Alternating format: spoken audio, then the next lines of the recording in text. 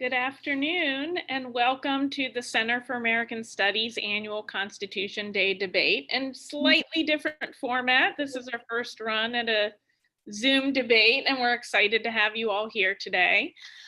It is my job today to tell you a little bit about our debate and about our guests who we have today. So first of all, we hold a Constitution Day debate every year to remind our students that there is an importance of civility in the United States and that intelligent people can disagree with one another without needing to be bitter or resentful. And I think our two guests today will demonstrate that quite nicely. They're on opposite sides of this very important issue, the Electoral College, and yet they can do so with levity and respect. And so I think it's a great thing to model around Constitution Day.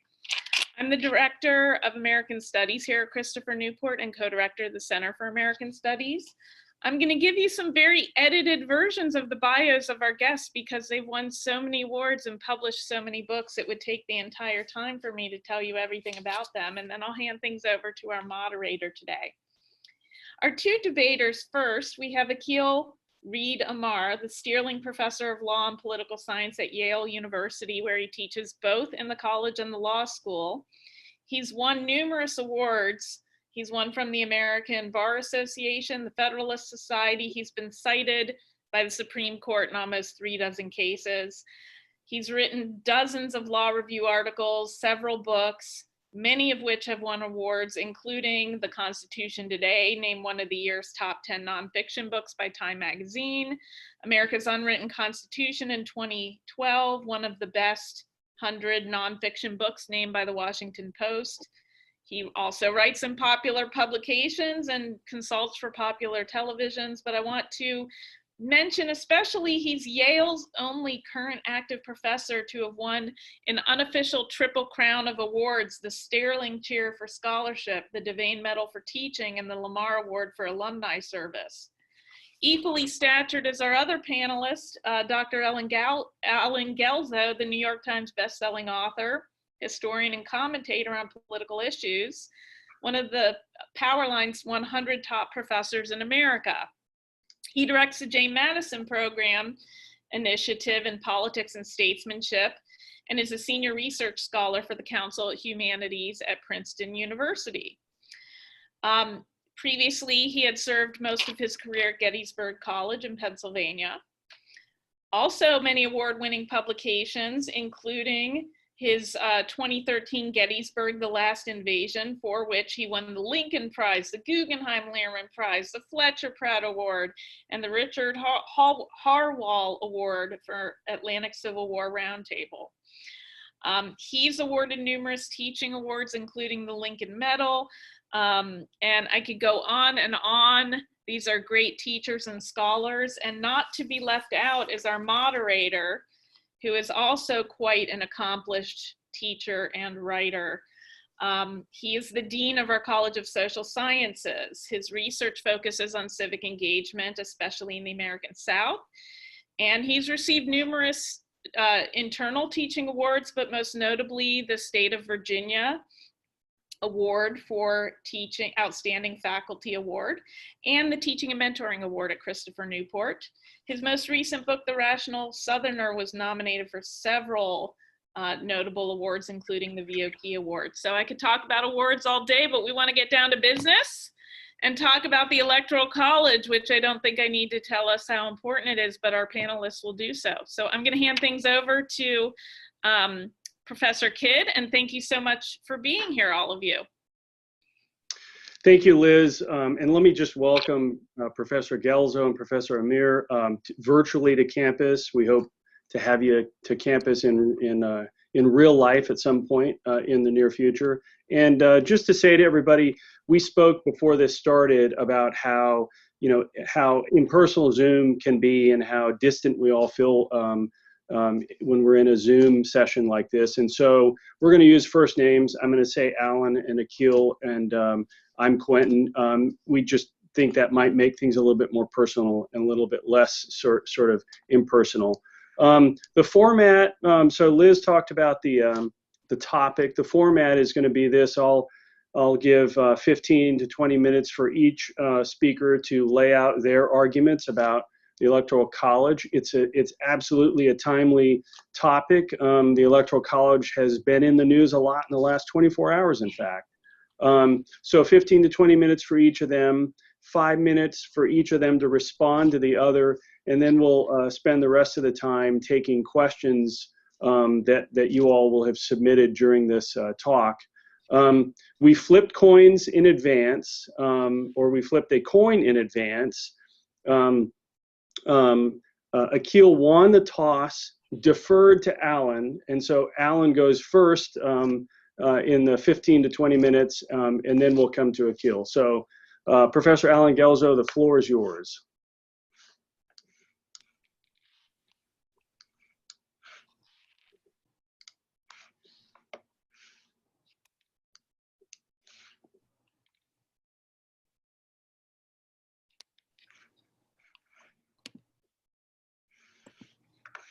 I don't know where he is, but He's here. He needs to unmute.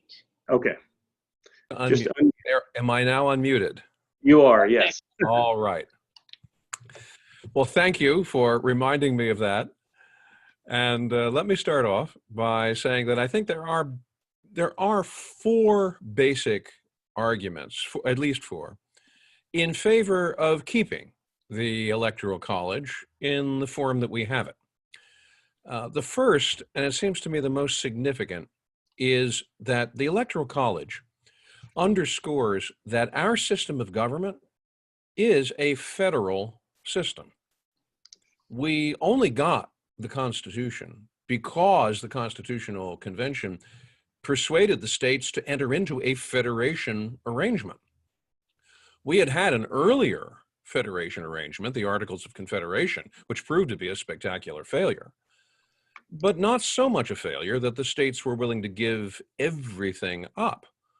So we adopt a new federal structure, but it's still a federation. Without the federation approach, we would have become balkanized. We would, according to the speculations of people who participated in the Constitutional Convention, have divided into 2, 3, perhaps even more confederacies. And in that way, the United States would have disintegrated into a series of well-nigh impotent little political arrangements, which in turn would probably have been a good meal for the existing empires, especially the empires on our borders, the Spanish Empire, the British Empire, to have gobbled up. Rather than that, we structure everything in the Constitution around the federation idea because this was how we were able to achieve a national union. And in that federation idea, we divide powers between the states and the federal government. So we have a Senate. We have the states that ratify by state conventions.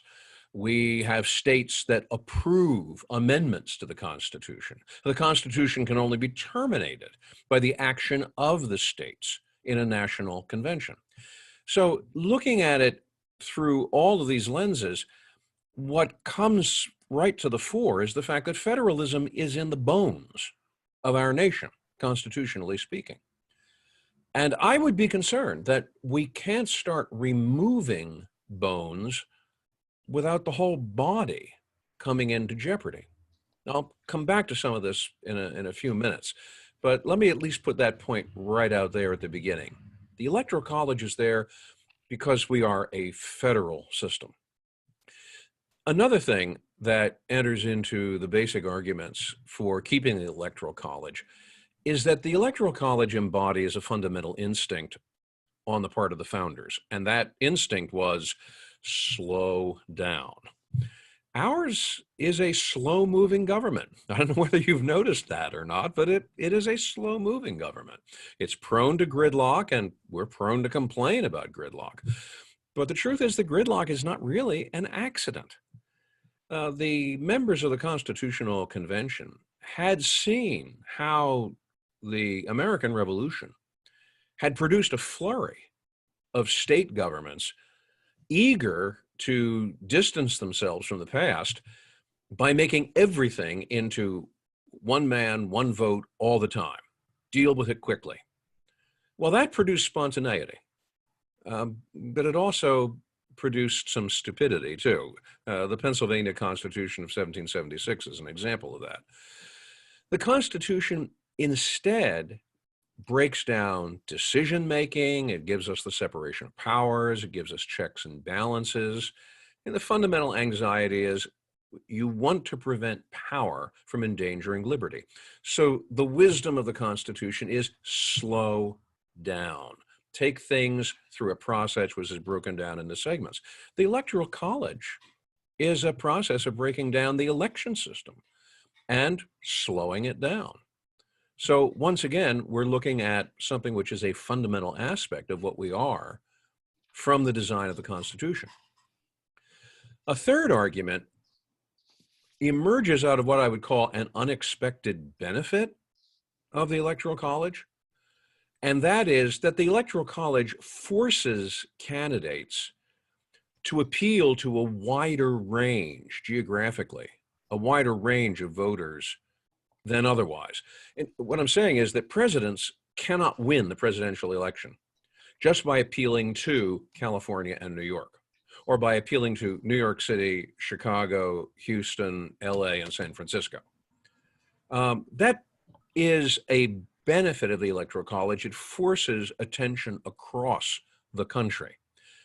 Now, this is not something that was necessarily intended by the founders. In fact, in some respects, it's not actually the best argument for the Electoral College. It means that instead of just appealing to 2 states, you're compelled to appeal to 10 to 12 states, those swing states that people are always complaining about. The truth is you do tend to leave the others just as neglected as if it would be otherwise. But look, 10 to 12 states is still better than appealing to just 2. So there is an unexpected benefit. It's not as dramatic as sometimes it's explained as being, but it's still there. A fourth unexpected argument, rather unexpected benefit, is that the Electoral College actually helps contain voter fraud. The founders had a fairly high degree of concern about voter fraud. Many of them, of course, had obtained their legal education through Blackstone's commentaries. And reading what Blackstone has to say about elections and knowing what we know about the way elections to Parliament occurred in the 18th century, popular elections were quite frequently brought about by influence, partiality, artifice, money. It reminds me of the Gilbert and Sullivan song about how the ruler of the Queen's Navy went by a pocket borough into Parliament. The American framers of the Constitution knew how prone that system was to fraud. And so voter fraud is something which acts as a factor in the American construction of the Constitution. The Electoral College acts as a restraint on fraud because there's no point to political parties playing fraud games in Montana or Idaho or Kansas because they just won't get much bang for their buck in terms of the electoral votes of those states. But if we move to a system where everything was based on a national total, then voter fraud, election fraud could be conducted everywhere. And trying to establish an accurate count would become a ceaseless nightmare.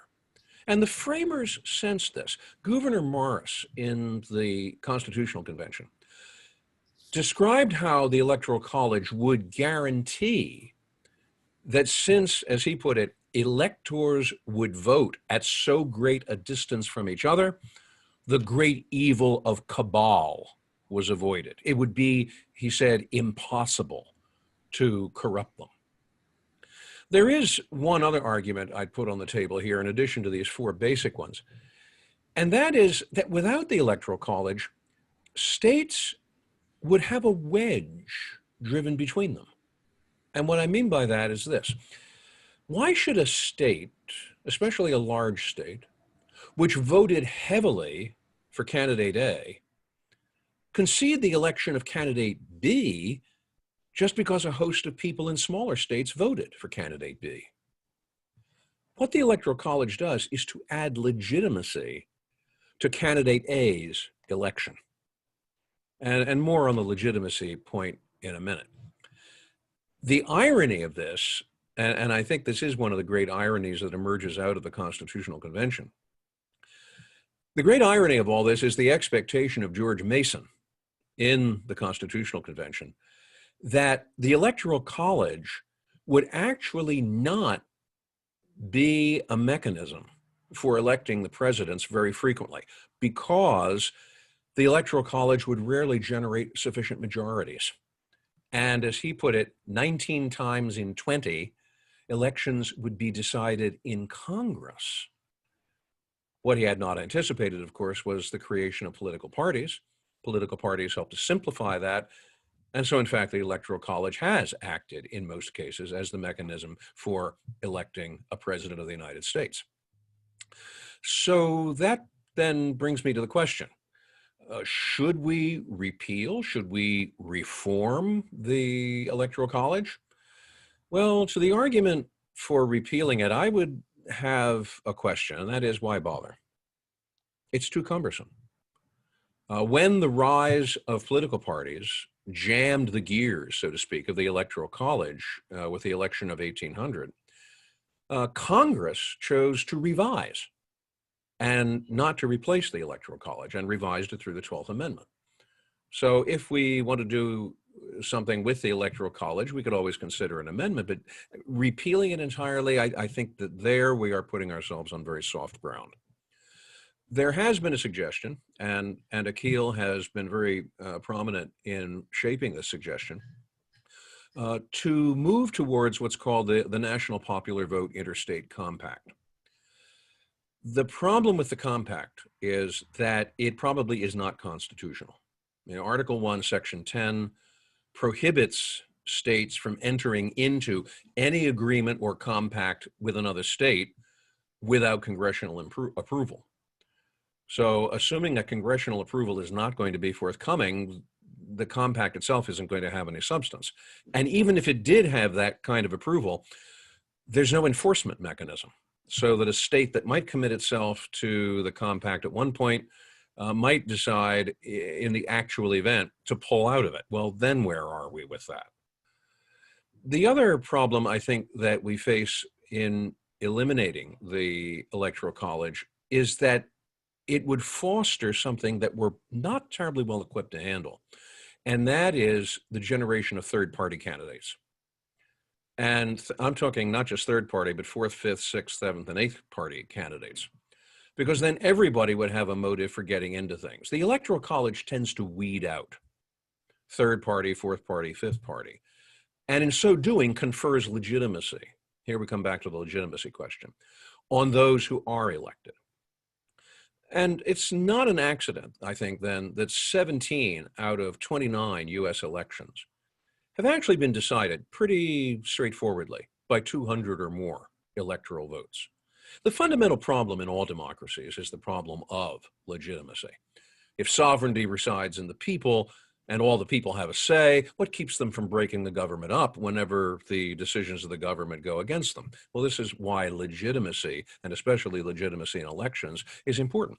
The Electoral College acts as a legitimizing factor on the results that we see from the national popular vote. And in so doing, it reinforces the legitimacy of whoever is, in fact, chosen president. Well, I've laid out some of these basic arguments. There are a number of other questions and a number of other objections, but I'm sure Akhil is going to take us to those. So I will cheerfully turn the floor now over to him and allow him to speak on the other side of the fence. Thank you, Alan. Akhil, the screen is yours. Thank you so much. Can you all hear me? Alan, you can hear me? I can hear you. Wonderful. Thank you, Quentin. Thank you, Liz. Thank you, especially Alan. Alan and I we met 1 year ago, September of last year, in what was supposed to be a fierce debate over the Electoral College, and it was a friendly discussion, and we are indeed friends, and it's an honor to be with Alan once again to talk about this topic. I do think we have different views, but they overlap, and most important of all, it is important to understand that people who can have different views can respect and admire each other. So the big argument for reforming the Electoral College is a simple idea of equality. All American voters are basically equal to all other American voters, and your vote should count the same, whether you're a Californian or a Kentuckian, whether you're red or blue, whether you're black or white, whether you live in a city, whether you live in a suburb, whether you live in the countryside. That's the big idea.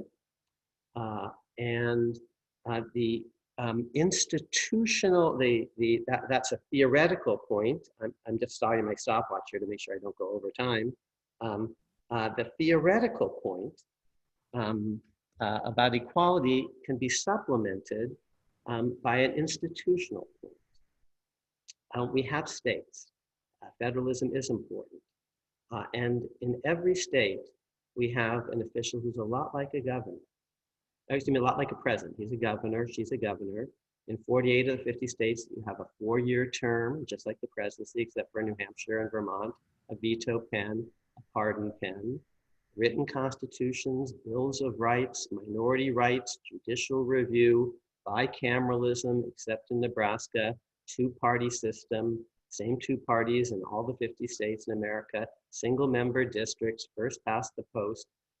Your states are little versions of Americas, and your governors are little versions of presidents. Indeed, many presidents have been former governors. And we don't pick our governors with some little mini electoral college in Texas, in Virginia, in Connecticut. Here's what we do. Call us crazy, but we have people run. The person who gets the most votes wins. If it's close, we recount carefully. That's how we roll in Texas and Pennsylvania and Virginia and everywhere else, and it works just fine. And so most of the arguments that actually you hear against the Electoral College aren't good ones, because if they were good ones, states are stupid and states aren't stupid.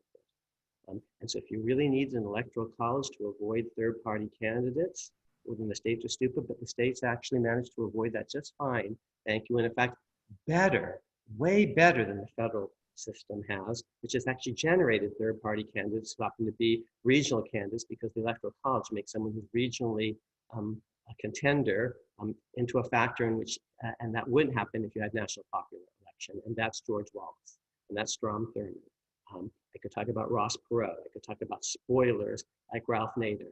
So with all due respect, the third-party argument is actually a bad one, just empirically. It's not true. You'll get a two-party system because there are two parties in America, because there's one seat up for grabs, it's called the presidency, just like you get it for senator and governor, or within individual states for congressional members. It's called Duverger's law, where there's one seat up for grabs, you're going to have two parties in long-term equilibrium. So you don't need it for that. Oh my God, fraud. Well, states managed to actually do this, you see, and we recount carefully. Cities are going to overwhelm the process. This is one that Alan didn't quite say, but I like the least because I think it's a little bit racially coded. Not Fallon makes it, but some other people make it. But in California, we don't say, oh, it's just going to be all about Los Angeles and San Diego and California. Or in Virginia, we don't say, oh, it's just going to be all about Richmond. Or in Pennsylvania, oh, it's going to be about Philadelphia and Pittsburgh or something. We count all the votes equally and carefully, and we manage to deal with voter fraud in each of the 50 states, and it works just fine. And if you don't want things going too fast, oh, let's slow down. You got 50 states, and they look a lot like the federal model. To repeat, written constitutions, bills of rights, judicial review, bicameralism, a presidential system in which the executive is elected separately with veto pens and checks and balances, and it works just fine. So the slow down argument doesn't work, and oh, we need this in order to avoid third parties, incidental benefit. That's not a good argument. But federalism is an argument that maybe we should have a different system for the presidency than we should have for governors. And I'm going to come back to it because I actually do think there are some problems with a one person, one vote idea, which is just everyone's vote counts equally. And you've heard one person, one vote sometimes in connection with how legislature should be apportioned, or you shouldn't have malapportionment. A district should be equal size. That's sometimes called one person, one vote, but that's never going to be perfect because even if the districts have the same population, they may have different number of registered voters or actual voters in different elections. There was a census 10 years ago, but people have moved in and moved out. That's never going to be perfect, but this is so much easier than that. It's just like a Senate election, just like a governor's election. You just count up all the votes for a single race, and whoever gets the more votes, that's the winner. And if it's close, you recount them carefully, and we managed to achieve legitimacy. And in fact, a whole bunch of times in American history, it's been clear who won the national popular vote, but the Electoral College has been very close and fraught. See Bush versus Gore in 2000, a few hundred votes in Florida actually were decisive, but nationwide, it was clear by more than 1 million votes who had more votes nationally. So now I'm going to tell you, so the big idea is equality. Everyone counts equally. And the institutional argument is states manage this just fine for their governors who look a lot like presidents. And now I'm going to tell you what the big problems are for Electoral College reform, because I do think there are problems. One problem is you're going to need a national vote apparatus to implement this thing. And we haven't ever had a system in which a vote for Pennsylvania is in the same bucket as a vote from Virginia. And that's there are going to be some complexities there. We're going to need to, if the idea is equality, that's an idea of uniformity. So we're probably going to have some more uniform national standards about voting. Because otherwise, and these are problems with my own position. I'm trying to be honest with you because we're friends and we're fellow citizens, all of us. And so one problem is going to be connected to federalism. California says, oh, you know, in this direct election system, the more Californians vote, the better it is for California. And up to a point, that's good. That is federalism. California might say, oh, we're going to make Election Day a voter holiday. And New York might say, oh, we're going to have easy absentee voting. And Oregon might say, actually, we're going to let you do in-person voting for 2 weeks, all of which to make it actually easier to vote. And that's federalism at its best. That's Brandeisian laboratory, states competing to offer better versions of democracy. I like all that. And up to a point, that would be great. But only up to a point, and the national government is going to need to step in when that point is passed. So California says, we've got a bright idea. We're going to let 17-year-olds vote because there are going to be more Californians in the pool. And Texas says, oh, that's a really interesting idea, California. You know what? We're going to let 16-year-olds vote. And Arkansas says, actually, we're going to let dogs vote. And you're going to need national oversight with a lot of national voting apparatus to monitor the system. That's all true. And voter fraud is an issue. Of course, it's an issue within states, and they have institutions, mechanisms to deal with that. But you're going to need a national mechanism if we have a national popular vote. Here are a couple of the biggest argument, seems to me, to not have a constitutional reform system is, oh, the devil you know, probably it might be better than the devil you don't, just inertia. All these pointy-headed academics who come up with good ideas and all the rest, there are unanticipated consequences of every good reform, and precisely because they're unanticipated, we may not know what they are, but I just made a good old-fashioned Burkean argument that maybe we should just stick with what we got, even though it's not perfect. That's an argument that could explain why we pick governors one way and presidents a different way. Federalism of some sort might explain that in some ways, but most of the other arguments don't work because if they really were good arguments, Texas is stupid and California is stupid and Virginia is stupid when it comes to picking governors, and they're not. So most of the arguments that you hear for the Electoral College, 80% of them basically are hogwash. But federalism is a good argument, and inertia is a good argument, and unanticipated consequences need to be thought through. Two quick things, and then I'll shut up and we'll have a conversation. One, if without a constitutional amendment, you could try to improvise a national popular vote. There are ways of trying to do that, national popular vote, interstate compact. There are other ways. I actually helped originate some of these ideas. If you had a national popular vote, interstate compact, which we could talk about a little bit more in the back and forth, you will need a congressional statute. It's going to have to be a very elaborate congressional statute to actually implement a national popular vote system. It's going to require a lot of regulation. And states can't do this on their own. And I'm the first one to concede that. I actually wrote that in the first draft of the thing. The folks who took it up politically didn't contact me because I would have explained to them it's very important to have a national legislative buy-in and an elaborate apparatus to enforce the thing. Final thing, just to mention why we had this Electoral College idea at the founding. One thing that we haven't talked about, but I actually do believe not everyone does, is that slavery played a big role in the adoption of the Electoral College at Philadelphia and the modification of the Electoral College after the system seized up in the Adams-Jefferson-Burr election of 1801. You all are Virginians, so here's the story.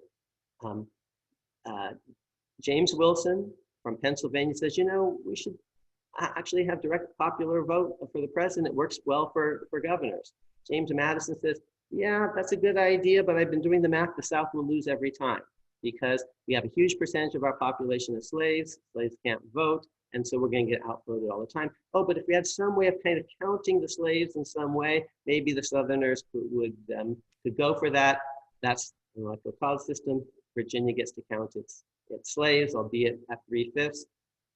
By 1800, Wilson's Pennsylvania has more voters and more free men than Virginia. Virginia has more electoral votes.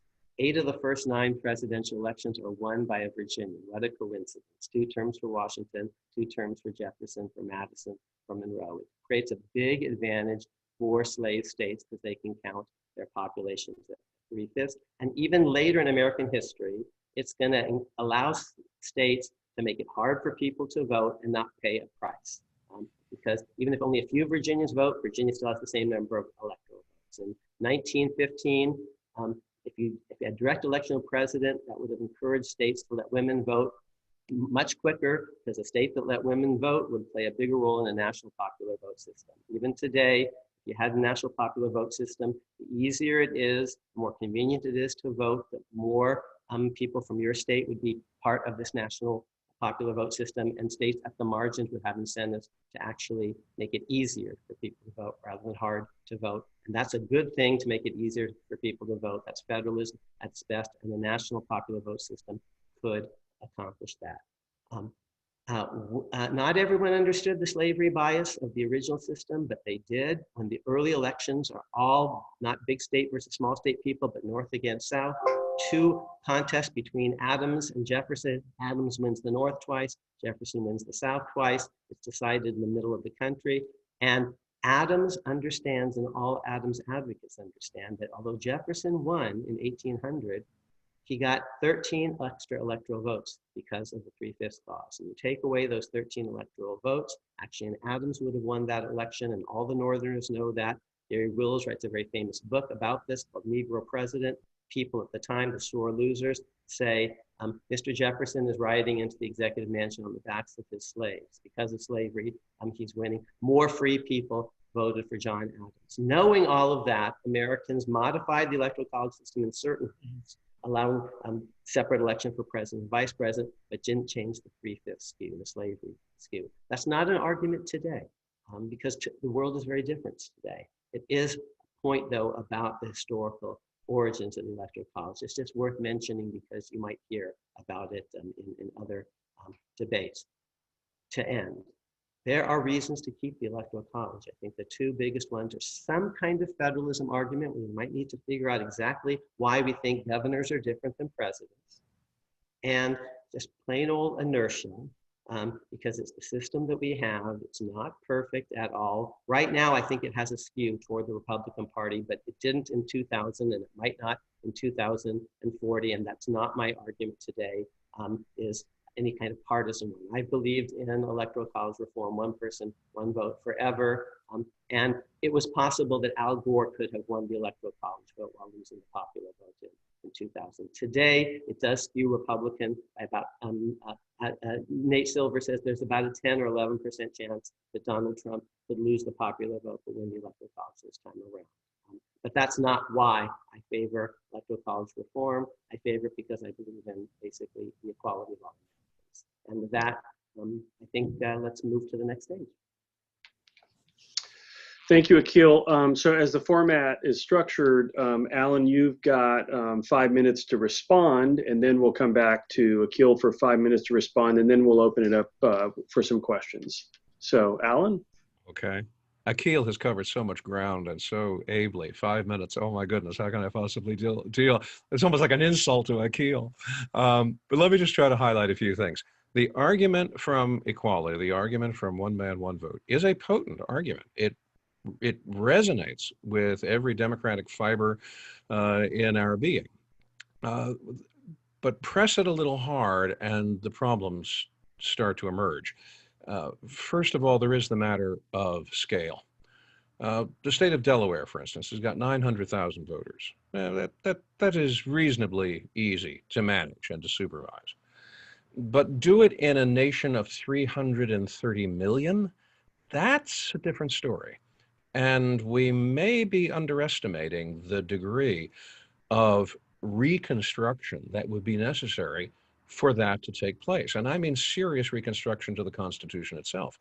After all, the description of the Electoral College and how the Electoral College is supposed to function is the single longest component in the Constitution. There is no provision in the Constitution for a popular vote. The only mechanism in the Constitution is the Electoral College. And the Constitution devotes approximately 10% of its length to the discussion of the mechanism of the Electoral College. So trying to move to a national popular vote system or something like that, that certainly has the appeal of one man, one vote. The question is implementing it. In many cases, and I should say, curiously, James Madison, when he was talking about governors in 1788, Madison actually did propose an electoral college-like system for electing Virginia governors in 1788. I mean, this is in a letter he writes to Jefferson. So there actually was recommendation from James Madison, at least, that in fact governors in the states ought to be elected on the same electoral college model as the presidents of the United States. But let me move from that to dealing with the question that I think is somewhat more dubious, and that is that the Electoral College is somehow tainted by slavery. If that's the case, then really the whole Constitution is tainted by slavery. So perhaps we should just junk the whole thing. But I don't think we really want to do that. That certainly is not what Akhil is saying. But to come to the point of it, was the Electoral College designed or intended to favor the slave states so that the 3/5 clause could give the South an advantage? I don't think so. And the chief reasons why are as follows. First of all, in 1787, they were all slave states, except for Massachusetts, which had only taken a step away from slavery through a decision in the Massachusetts Supreme Judicial Court. There was no added advantage for the slave states because in 1787, that was how you described everybody, except for Massachusetts. In fact, a number of northern states will continue to legalize slavery well into the 19th century. New York, for instance, did not get rid of slavery until 1827. In 1860, there are still 18 legal slaves on the books in the state of New Jersey. So in 1787, there was no thought that there was going to be a distinction between slave states and free states. The members of the Constitutional Convention don't have crystal balls. They don't see what's happening there. So they're not doing this. They're not structuring this through the 3/5 clause to give some kind of added thumb on the platter for the slave states. They were all slave states. The other thing which enters into this is that the advantage that the slave states, when we do start dividing into free and slave states, the advantage which the slave states derive from the Electoral College is actually pretty marginal. When you look at the numbers, the only election which really hinges on that 3/5 advantage is the election of 1800. From the time of 1800 onwards, the 3/5 clause has diminishing importance. I mean, even in 1796, the North already had something like 53% of the electors. That figure by 1840 increases to 57%, and then by 1860 to 60%. When Southerners looked for protection of slavery in what became the slave states, they didn't look for it in the 3/5 clause or the Electoral College. They looked for it in parity in the Senate, the parity that all states enjoy in the Senate, having 2 senators from each state. So the argument about favoritism to the South as slave really doesn't enter terribly much into this. In fact, there's really not any discussion in the Constitutional Convention that links slavery with the creation of the Electoral College. They're never really discussed in the same context. And the reason for that is that no one really saw there was a connection there. So one man, one vote, yes, we resonate with that. But the actual implementation of it, we don't even do that, for instance, in how we elect senators, because it's always going to be 2 senators from each state. What's more, we don't even do it with the House of Representatives. I don't get to vote for the representatives from Delaware. I live in Pennsylvania. I vote for representatives only who are going to represent Pennsylvania. I don't have a say in how people are elected from other states, and yet I'm under the jurisdiction of that same House of Representatives. So one man, one vote, it is a great formula, but we have to watch carefully. How are we actually implementing it? How does it actually work? I'm not sure it actually works against the Electoral College.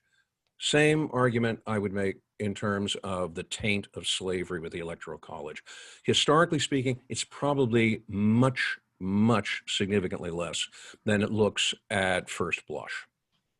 I'll turn it back to Akhil. Thank you, Alan. Akhil, your response, and then after that, we'll go to questions. Great, thanks. So Alan and I agree about lots of things. We don't actually think that the key issue of reform today is slavery. And I'll tell you one other reason why you might be opposed to reform. Alan didn't emphasize it quite so much, that if you don't trust, let's say, President Trump, right now, one thing about the Electoral College is he's not in charge of the election in, say, Pennsylvania.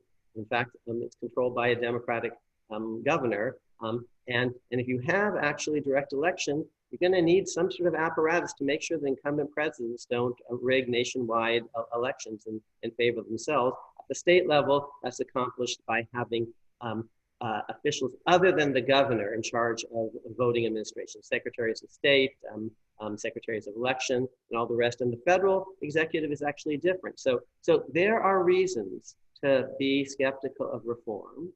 And I'm trying to be candid with you about them. And I don't think slavery is the best argument for reform. All that said, I can't resist taking the bait that my fellow historian and friend Alan has tossed out. So saying that all states had slavery is like saying, all cities in America have hippopotami. Yeah, if you go to the Bronx Zoo, you can find one. But slavery is less than 3% in Massachusetts, even before it's eliminated in 1780, 83, and it's 40% in Virginia. 40% of Virginians are slaves, okay? And it's 2% or less in Pennsylvania. So you do the math. Okay, Pennsylvania has the same number of free people as Virginia in 1800, more voters because they have lower voter qualifications, and way fewer electoral votes because Virginia is adding, 40% of its population times 0.6 multiplied by 3/5. So it's a huge advantage for states that have lots of slaves. Here's what James Madison says at Philadelphia. The right of suffrage was much more diffusive, that's extensive in the northern states than the southern states, and the latter, that is the southern states, could have no influence in the election on the score of Negroes, okay? So he's talking about slavery, and he elsewhere in Philadelphia very prominently says, the difference in America is not between big states and small states. America doesn't divide, never divides, except that Philadelphia itself, big state versus small state, it has always divided north against south, coast against the middle, and cities against rural areas. And Madison says, emphatically at Philadelphia, the big division in America is between north and south. It's not between big states and small states. Pennsylvania, Massachusetts, Virginia don't have that much in common. It's not big states versus small states. It's north against south. And Madison says explicitly that's because of slavery. That's all just straight out of Fran, I promise you. And America's, if I did a share screen, which I won't, I'd show you all these elections in American history. They're north against south, coast against the center, and cities against urban areas. But it's not big state, small state. It's north against south. Madison says all of that, but put all that to one side.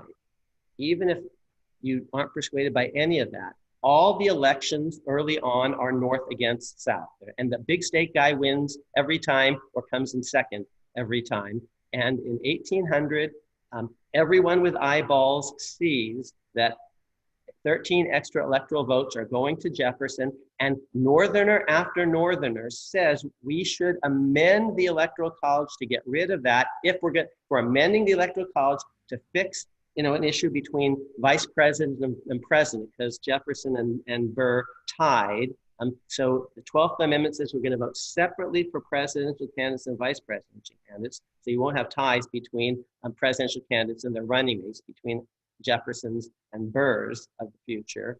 So the Northerners again and again and again say, as long as we're amending the Constitution, let's fix this 3/5 thing. It was huge. It was the margin of victory, and America doesn't do that. So I'm actually a law person, and I'm telling you, I'd love to actually prove discrimination, because I got a smoking gun from James Madison. I got massive disparate impact. I've got this modification of the rule later on, knowing about that massive disparate impact. They got people saying, let's fix the thing, and they don't fix the thing. So I'm telling you now, I'm pulling rank as a law person.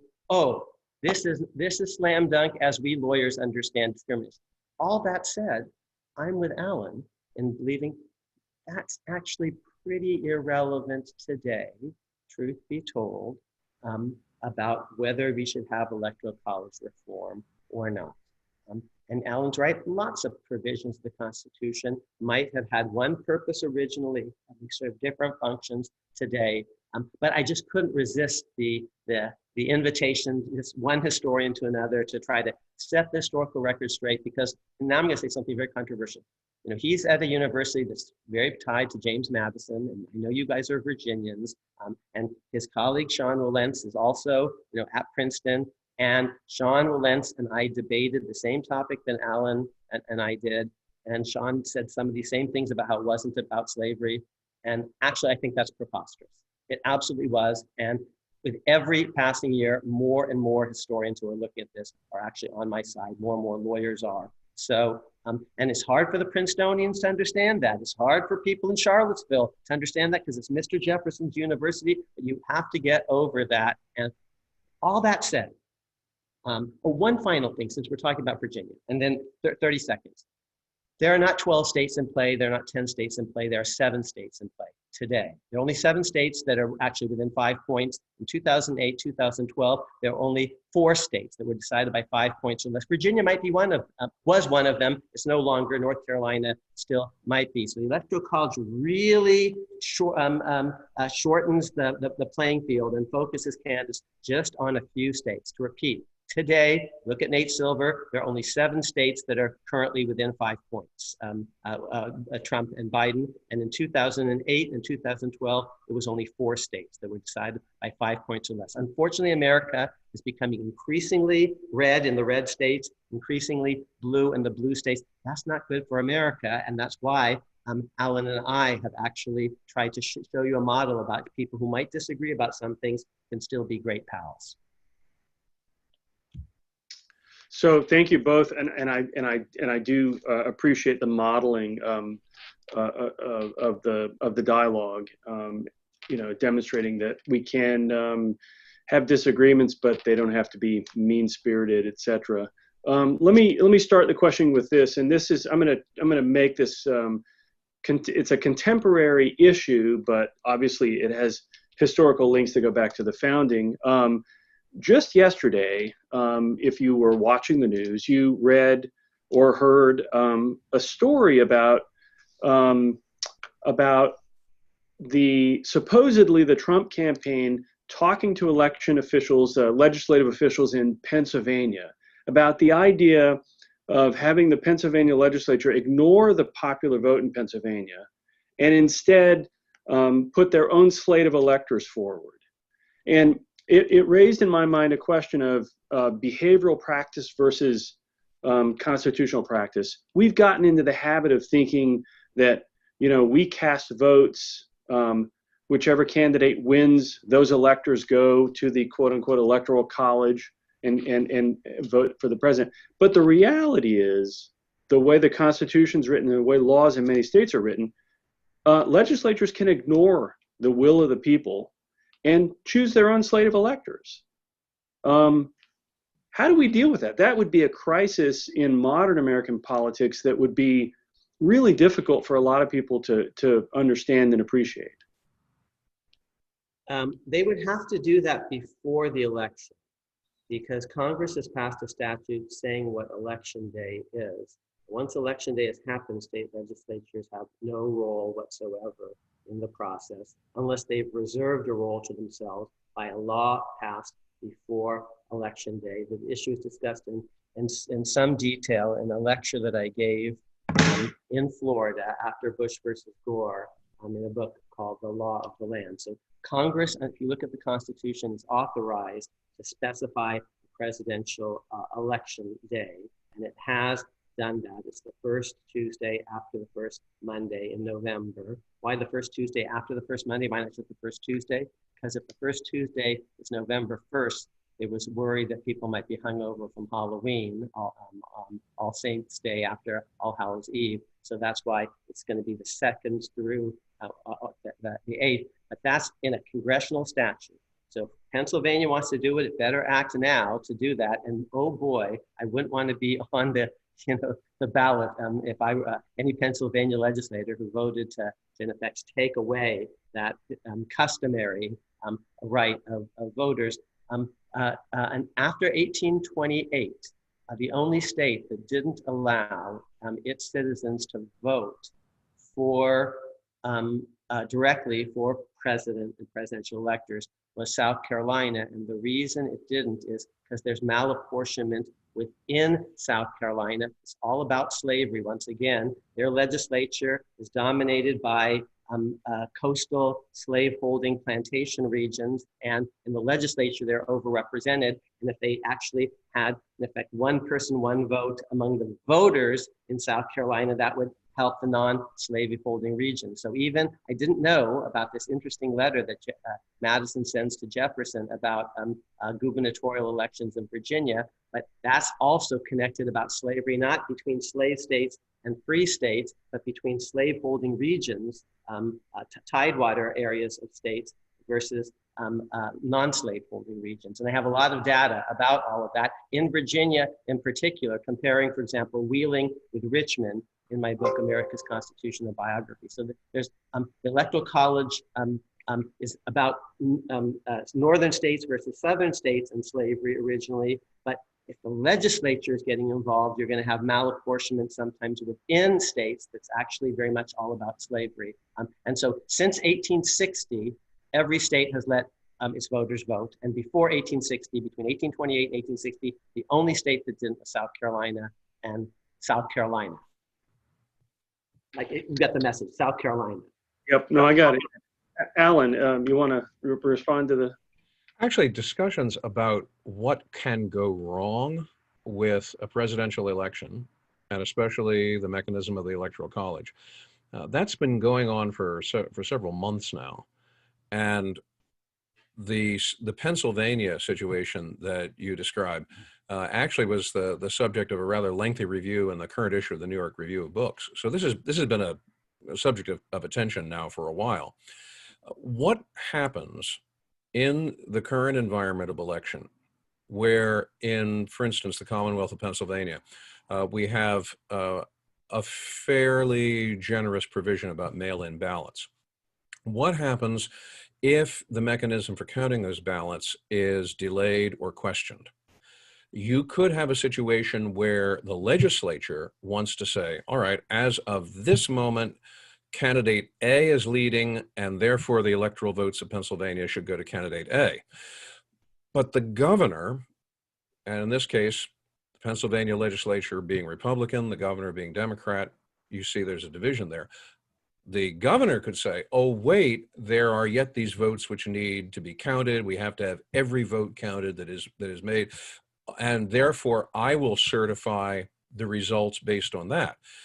Then the legislature comes back and says, no, no, no, those votes were over the deadline. We don't count votes that are sent in or that are attempted to be cast past that specific election day, according to the election laws.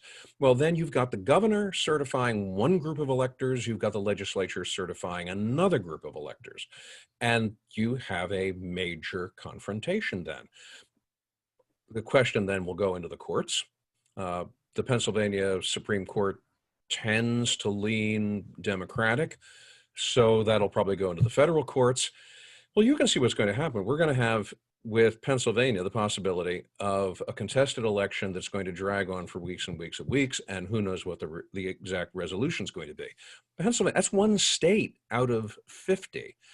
So the attention that's being devoted to this is unfortunately not unrealistic. People are worrying about how the results of the election are going to be interpreted, they're going to be read. What is a legislature going to do? What is a governor going to do? What's going to happen if they are at odds? We actually had a situation similar to this in 1876, where in two key states, you had rival legislatures, rival legislative factions. You had a governor representing one faction, the legislature speaking for another. And what you get as a result is two separate sets of electors being certified for those states, in this case, the states of South Carolina and Louisiana. That had to be resolved by a novelty. And the novelty was the creation of an electoral commission. And the Electoral Commission drags things out so far that they don't actually get a resolution until literally the eve of Inauguration Day. So the concern about this is a genuine one. It's not simply a party matter. It is possible for the system under the current election laws. It is possible for the system to face serious challenges. And it reminds me of what was always supposed to be the first prayer of every judge of elections, which was, Lord, make it a landslide, so there would be no question. But I'm afraid that we are looking increasingly, we have been since 2000, looking at elections where there have been more and more questions this way. So I'm actually not surprised that people in a variety of places and a variety of formats are starting to take thought for, well, what's going to happen if, how should we respond to this in that situation? Unfortunately, it's all too real. The Electoral Count Act of 1887 is a congressional statute that deals with a lot of these things that there is in the Hayes-Tilden election of 1876. There is basically, under existing law, no good argument whatsoever for a state legislature to try to jump in after election day. State laws don't currently provide for that in any state. No state legislature tried to do that. Florida made noises about that. They didn't do it in the end. I wrote long afterwards saying it's a good thing they didn't, because that would have been outrageous because of the Electoral Count Act. Legislators actually don't certify things, okay? Judges decide contested issues of state law, and it would be state judges in the main, and state executive officials certify. There might be an interesting question. I don't know enough about Pennsylvania. My friend Alan is from Pennsylvania, about Secretary of State versus a governor. And if they were of opposite political parties, that might be an interesting thing. But the legislature basically has no role whatsoever, and shame on those who are trying to suggest that. That's just throwing monkey wrenches into the system, and we haven't done that at all. And I think that's very decisive what I just said, I think a majority of the Supreme Court of members of both parties would very much agree with. I agree. And I think though the question is, who is the one who is going to be caught holding the monkey wrench? Is it going to be the legislature or is it going to be the governor? And we have had a very contentious year with the governor of the Commonwealth of Pennsylvania, Mr. Wolf, who has really created a lot of aggravation with the way that the COVID situation has been handled and the shutdown. I mean, there are billboards on the Pennsylvania Turnpike that show someone, throwing their hands up in the air with a picture of Tom Wolf behind them saying, "Don't blame me, I voted for Wagner," the previous gubernatorial candidate. So there is a crisis of confidence that way. And all of these things in the environment of a sharply contested election are going to create all kinds of temptations and all kinds of difficulties. How we can avoid them, all we can do is take our guidance from the law. And my great anxiety is that too often people have worked themselves up to a point where they're willing to set aside the rule of law and only consult their passions. And this is a point on your side, Alan. This is federalism. See, if it were a national popular vote, and it would be a national apparatus, maybe controlled by an incumbent president, that makes me very nervous. It's not, it's 50 states, but I'm telling you the key person in the state is never the legislature after election day. That's very clear from existing law and practice. It would be the state judges sometimes who do get involved in contested elections, and the state executive officials, and it might matter whether it's a governor or Secretary of State, but that's federalism, okay? And this time it happens to be Team Blue. If it comes down to Pennsylvania, it's a Democratic governor. Oh, in 2000, it was Team Red. It was Catherine Harris and Jeb Bush, whose brother happens to be a fellow named George W. Bush. Okay, so kind of what goes around comes around. But that time it was a governor, red governors in a close state. This time it's a blue governor. But that's federalism. That was your first point. So there have been, as I look through the questions, this is a composite question because I've seen several questions that are something like this. As far as I know, Nebraska and Maine are the only two states that essentially say they're going to allocate their electors by congressional district. Wouldn't that kind of split the difference between your two arguments? A national popular vote might not work so well, might not be consistent with some of the early constitutional requirements, but we want to move somewhat toward the popular will.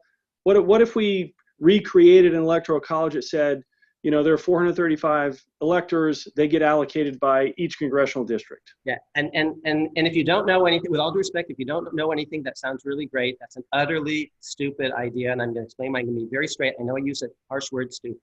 Okay, here like 5 or 6 basic points. First of all, congressional districts are gerrymandered, and you're going to bring gerrymandering now into the presidential election process. 2, there's a reason why it's Nebraska and Maine and no others, and here's why. This is a math point. Nebraska has 5 electoral votes, 3 congressional districts plus 2 senators. Maine has 2. The other 48 are winner take all. In Maine and Nebraska, mathematically, it's winner take most, because if you win the state, you automatically get 2 votes for winning the state, the Senate seats, and you get 1 extra electoral vote for every congressional district you win. You can't win Maine without winning 1 of the 2 congressional districts, so you're going to get 2 for winning Maine and at least that third one. You can't lose both districts and win the state. So you're going to get 3 or 4, it's winner take most. In Nebraska, you can't win the state unless you win at least 1 of those districts. And so you win the state, that's 2. You win the 3rd district, that's 3. So you're going to get 3, 4, or 5. That doesn't work for any state. Let's take Pennsylvania. It's got 18 electoral votes. One party, would be the Democratic Party, could win actually Pennsylvania as a whole, but actually win only 1 district in Pennsylvania by an overwhelming margin, lose every other district, by 1 vote, and you'd end up with someone who won the state getting 3 electoral votes, 2 from the statewide, 1 from that district, and 15 on the other side. That's not winner take all. That's not even winner take most. That's a disaster. Right now, the Electoral College is not badly skewed in favor of one party or the other. It is skewed. It wasn't in 2000, but the reason it's not skewed is because of winner take all. Because Democrats tend to win most big states. Let's say in an average election, 7 out of 10. They win 7 out of 10 big states, and winner take all gives them a big bonus. The Republicans benefit because they win more states overall, and they get 2 extra electors per state, especially big states where no one lives, like Wyoming, big boxes in the middle of the country. Those 2 skews offset each other almost perfectly right now. Democrats win 7 out of 10 big states, and winner take all gives them a bonus. Republicans win more states overall, and especially states where no one lives, like Montana and Wyoming. I'm being crude here, and that gives them an offset and about equals out. If you got rid of winner take all, the Electoral College would skew massively toward the Republican Party. It seems like a neutral thing. It's not. It brings gerrymandering in a very big way because congressional districts, are not actually drawn by the angels. So it will result in a much bigger systematic divergence. Even though you might think, oh, it's closer to mathematical rounding and all the rest, it's going to move us way further from the Electoral College is a pretty close approximation of the national vote. So it's a partisan scheme if you know math. I'd add to that. I agree with Akhil that way, and I'd actually push it a little further. Maine and Nebraska can seem to work that way because Maine and Nebraska are, after all, not big states. But let's take Texas. Texas has got 38 electoral votes. And by the rule of winner take all, even though 3.8 million Texans voted for Mrs. Clinton in 2016, nevertheless, all of the 38 electoral votes for Texas went to Mr. Trump. So the argument has been put forward, and Akhil, you know this because of the suit that David Boies filed, this was sometime last year, trying to overturn winner take all, arguing that it's a violation of the 14th Amendment's Equal Protection Clause. The Constitution is unconstitutional. Right, yeah, exactly. Only a Yale Law School graduate could say that. That's David Boies. I'm glad we didn't tag Princeton that time. If we were to move to a proportional system for Texas, then what we would have to do would be on the percentages of voters for Mrs. Clinton or for Mr. Trump.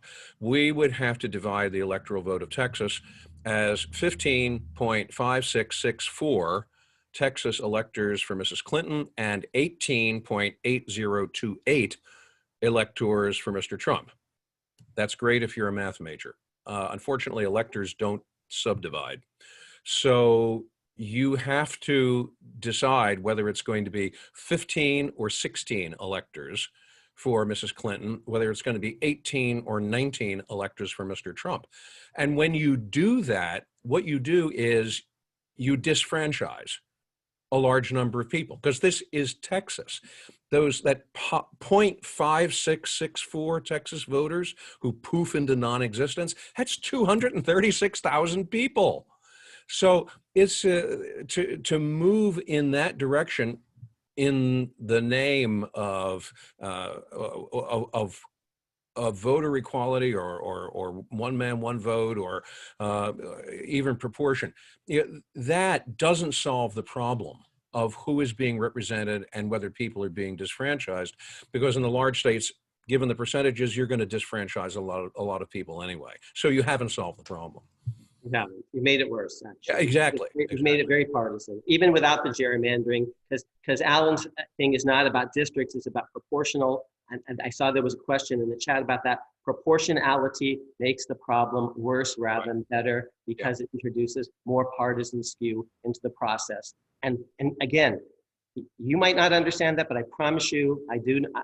I'm good at math. I'm very good at math. I have some math trophies behind me here. So the math actually at first seems sensible, but in fact, actually, it's bad, because right now the one thing you can say is the Electoral College doesn't have a massive partisan skew. This would introduce a massive partisan skew. And in a two-party system, you do not want one party thinking the whole thing is, even more fundamentally illegitimate. It's very important that both parties buy into it.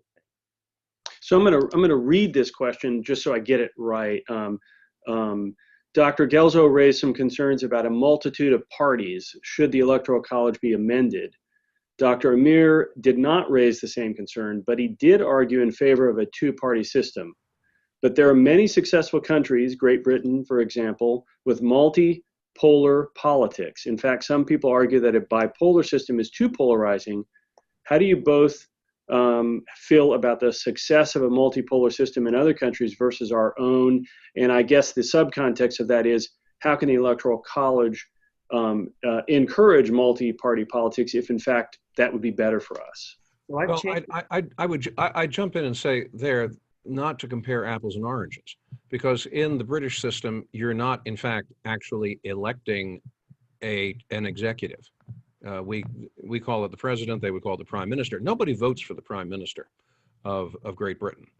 The person who becomes the prime minister is the head of the particular party, which gains a majority in parliament.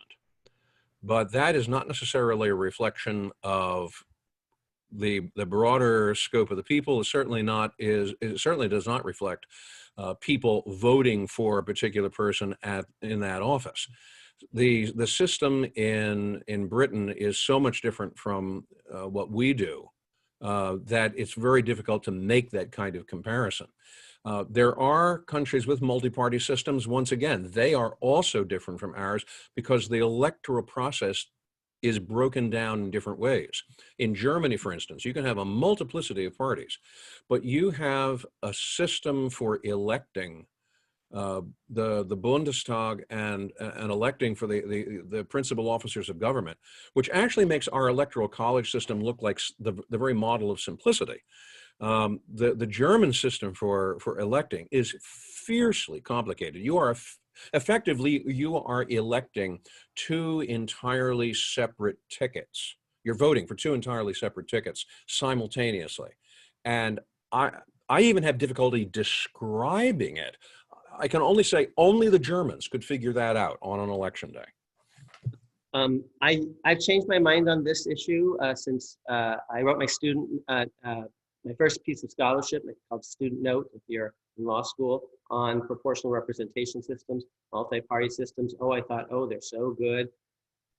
Each system has its advantages and disadvantages.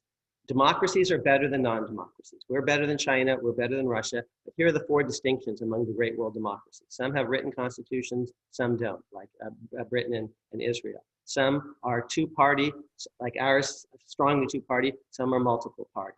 Some are strongly federal systems, as is ours, others are unitary, like France. Some have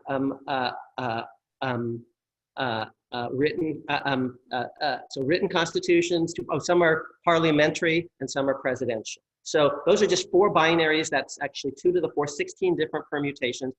Ours is a very strong two-party system. We've had the same two parties alternating in power for almost every important position: president, governor, senator, congressman. For almost every single position, state and federal, the same two parties alternating since Lincoln, for 150 years. And when it's not one of those two, remember those two parties, when it's Angus King from Maine or Jesse Ventura from Minnesota, that's a man bites dog story. Ours is a very strong two-party system, and it would be a shock to the system to try to switch it, like trying to redirect the Mississippi River. Oh, maybe metric is better than the English system, inches and yards and pounds and gallons and all the rest, but that is our system. It's a very strong two-party, and here's what anchors the whole thing. A congressional statute from 1840, maybe it was 1842, that requires single-member districts for the House of Representatives, first past the post, when there's one congressman at issue in any given election, one senator, one president, one governor. In long-term equilibrium, you're going to have two parties. That's a thing called Duverger's law.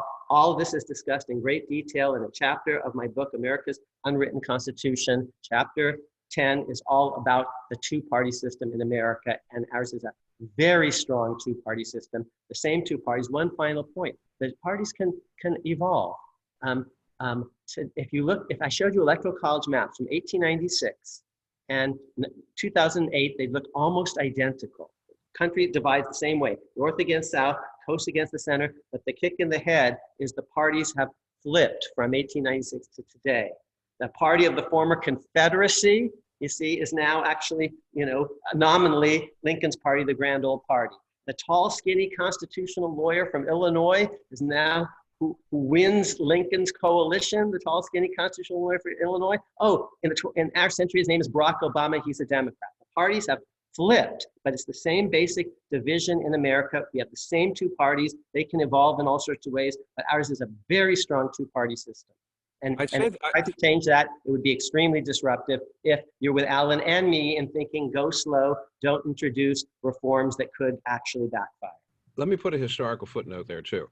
I'd actually push the continuity of the parties back before Lincoln, because the Federalists and the Whigs and the Republicans do represent a lot of continuity. We could really say we have been functioning with a two-party system for the most part ever since Jefferson and Madison in the 1790s on one side, Hamilton and Adams on the other side. Again, so it's been there almost from the beginning.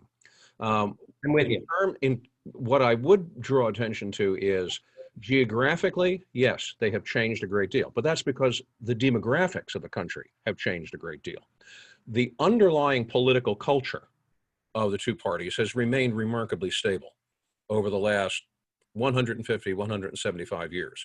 The basic principles of a Jacksonian Democrat are still operating at a cultural level on pretty much the same bases as they are now, whereas the old Whig/Republican of the 1840s to the 1850s, again, those basic principles, those values, so to speak, at the level of political culture. I'm speaking about culture, not about explicit policies.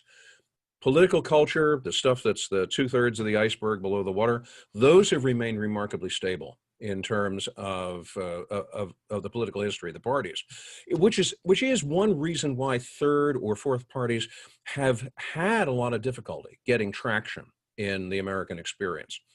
And that is because most third or fourth parties or whatever tend to be based on personalities or immediate short-term policies, like Ross Perot. They don't tend to have the ballast of political culture, whereas your Jeffersonian, Jacksonian Democrats, your Whig Republicans, they do have that long-term ballast. That is a long-term historical phenomenon that I think actually provides a good deal of stability in terms of party identity. Well, that's a subject for another debate, because I would say 1965 affects a major realignment in which basically a solidly Democratic South that's connected to, that lineally descends from Jefferson Davis and goes through Strom Thurmond and the Dixiecrats, actually becomes Republican. And now it's basically a Republican South. The party of the Confederacy today is the Republican Party. But that's a subject for a different debate about realignment in 1965. Right. And about demographics, because the demographic change there, I think, is the key one. Yeah. So thank you both. We have actually, amazingly enough, we've gone through our 75 minutes of time. I'm disappointed that we don't have time for Alan to close us out with a cello. Cello. It's a double bass. It's bigger than a cello. I'm just looking at it in the background. So thank you both for giving me the opportunity to moderate, and I'm going to turn it back over to Liz at this point. I just want to thank everyone for coming and our participants. And I need to give a quick shout out to Dr. William White, who has helped me on the backside of this, figuring out how to run a Zoom webinar. So I look forward to all of us meeting in person one of these days. And I thank you both so much for sharing your insights. This was very helpful. Thank you, Liz. Thank you, Akhil. It was great to be on the program again with you. Look forward to the next one that we're going to do. And to all of our friends, hello and goodbye to all of our friends at Christopher Newport University. Thank you. Have a good one, everyone.